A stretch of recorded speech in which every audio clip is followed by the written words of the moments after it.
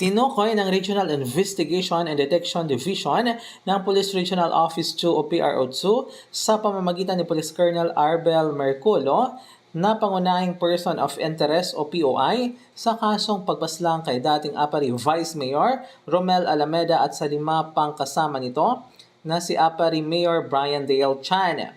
Ang pagtukoy ng PNP sa alkalde ay naganap sa Senate hearing na ipinatawag ni Senator Ronald Bato de la Rosa nitong ika-14 ng Agosto.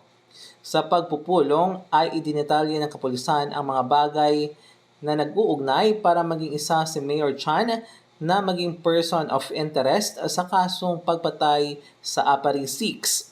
Maging ang byuda ni VM Alameda na si Mrs. Elizabeth Alameda ay nagbitiw ng pahayag na sinabi iti umano ng alkalde na hindi ito papayag na si VM Alameda ang hahalili rito sakaling siya ay masuspindi dahil sa graft charges na isinampa laban sa kanya ng isang pribadong individual sa ombudsman at sangguniang panlalawigan.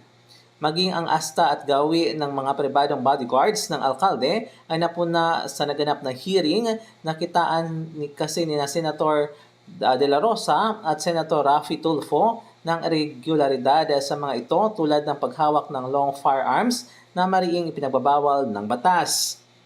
Nanariwa din ang sakit at galit ng mga kaanak at mga naulila ng Apari 6 nang muling ipinanood sa hearing ang pagpaslang sa mga biktima.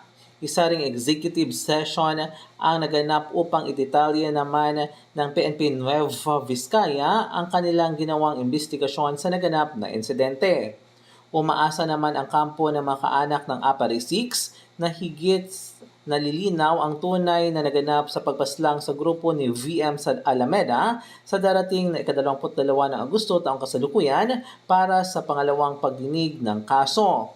Magugunita na karumaldumal na pinatay ang mga biktima noong ika-19 ng Pebrero taong kasalukuyan sa barangay Barebet, Bagabag, Nueva Vizcaya. Mula dito sa Cagayan, M. Chidra Cruz para sa Radyo Alternatibo, Balita Nationwide.